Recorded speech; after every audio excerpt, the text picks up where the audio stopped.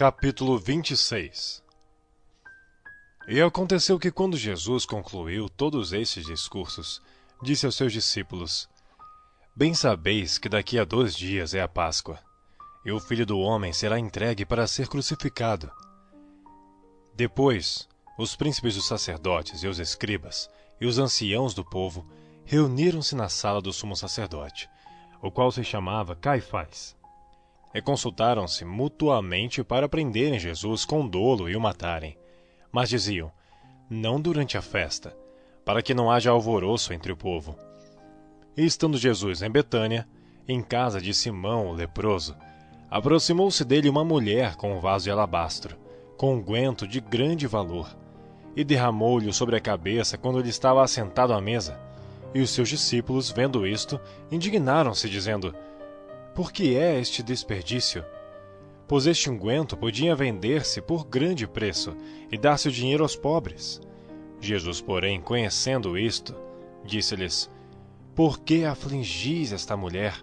Pois praticou uma boa ação para comigo. Porquanto sempre tendes convosco os pobres, mas a mim não me haveis de ter sempre.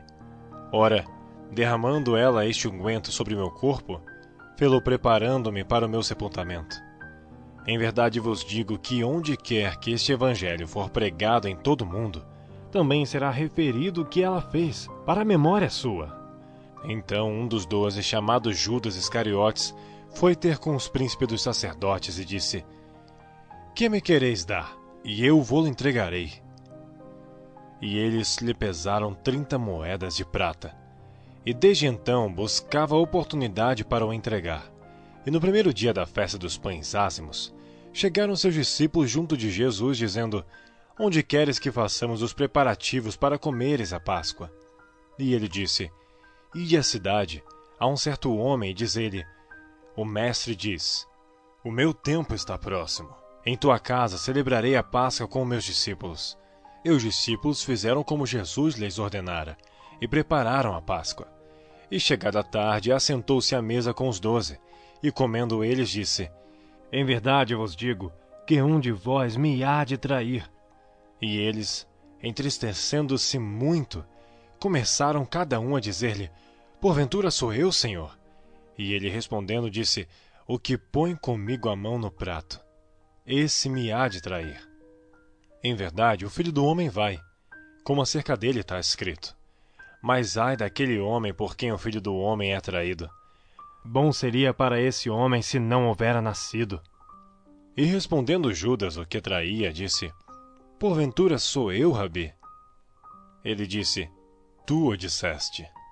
E quando comiam, Jesus tomou o pão e, abençoando-o, o partiu.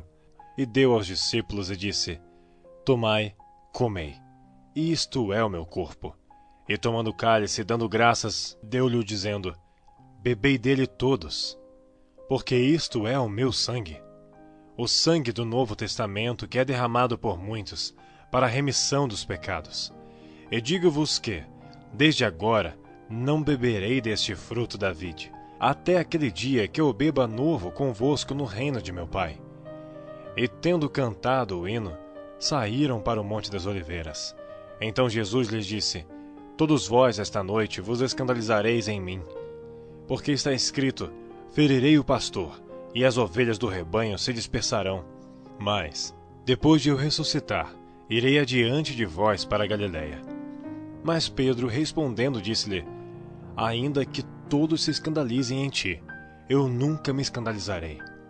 Disse-lhe Jesus: Em verdade te digo que, nesta mesma noite, antes que o galo cante, 3 vezes me negarás. Disse-lhe Pedro: Ainda que me seja mister morrer contigo, não te negarei. E todos os discípulos disseram o mesmo. Então chegou Jesus com eles a um lugar chamado Getsemane, e disse a seus discípulos: Assentai-vos aqui, enquanto vou além orar. E levando consigo Pedro e os 2 filhos de Zebedeu, começou a entristecer-se e a angustiar-se muito. Então lhes disse: A minha alma está cheia de tristeza até a morte. Ficai aqui e velai comigo. Indo um pouco mais adiante, prostrou-se sobre seu rosto, orando e dizendo: Meu Pai, se é possível, passa de mim este cálice. Todavia, não seja como eu quero, mas como tu queres. E voltando para os seus discípulos, achou-os adormecidos, e disse a Pedro: Então nem uma hora pudeste velar comigo? Vigiai e orai, para que não entreis em tentação. Na verdade, o espírito está pronto, mas a carne é fraca. E indo segunda vez orou, dizendo: Pai meu, se este cálice não pode passar de mim, sem eu o beber, faça-se a tua vontade. E voltando, achou-os outra vez adormecidos, porque os seus olhos estavam pesados, e deixando-os de novo, foi orar pela terceira vez, dizendo as mesmas palavras. Então chegou junto dos seus discípulos e disse-lhes: Dormi agora, e repousai. Eis que é chegada a hora, e o Filho do Homem será entregue nas mãos dos pecadores. Levantai-vos, partamos. Eis que é chegado o que me trai. E estando ele ainda a falar, eis que chegou Judas, um dos 12, e com ele grande multidão com espadas e varapaus, enviada pelos príncipes dos sacerdotes e pelos anciãos do povo. E o que traía tinha-lhes dado um sinal, dizendo: O que eu beijar é esse, prendei-o. E logo aproximando-se de Jesus, disse: Eu te saúdo, Rabi, e beijou-o. Jesus, porém, lhe disse: Amigo, a que vieste? Então, aproximando-se, eles lançaram mão de Jesus e o prenderam. E eis que um dos que estavam com Jesus, estendendo a mão, puxou da espada e, ferindo o servo do sumo sacerdote, cortou-lhe uma orelha. Então Jesus disse-lhe: Embainha a tua espada, porque todos os que lançarem mão da espada, a espada morrerão. Ou pensas tu que eu não poderia agora orar a meu Pai, e que ele não me daria mais de 12 legiões de anjos? Como, pois, se cumpririam as Escrituras, que dizem que assim convém que aconteça? Então disse Jesus à multidão: Saístes como para um salteador, com espadas e varapaus para me prender? Todos os dias me assentava junto de vós, ensinando no templo, e não me prendestes. Mas tudo isto aconteceu para que se cumpra as Escrituras dos profetas. Então todos os discípulos, deixando-o, fugiram.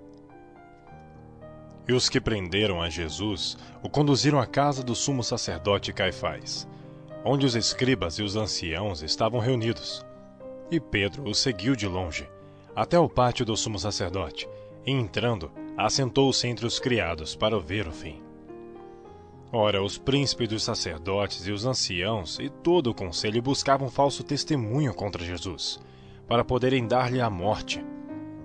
E não achavam. Apesar de se apresentarem muitas testemunhas falsas, não o achavam. Mas, por fim, chegaram 2 testemunhas falsas. E disseram: Este disse: Eu posso derrubar o templo de Deus e reedificá-lo em 3 dias. E levantando-se o sumo sacerdote, disse-lhe: Não respondes coisa alguma ao que estes depõem contra ti? Jesus, porém, guardava silêncio. E insistindo o sumo sacerdote, disse-lhe: Conjuro-te pelo Deus vivo, que nos diga se tu és o Cristo, o Filho de Deus.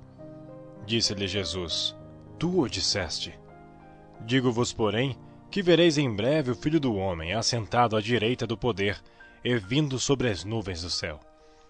Então o sumo sacerdote rasgou as suas vestes, dizendo: Blasfemou! Para que precisamos ainda de testemunhas? Eis que bem ouvistes agora a sua blasfêmia. Que vos parece? E eles, respondendo, disseram: É réu de morte.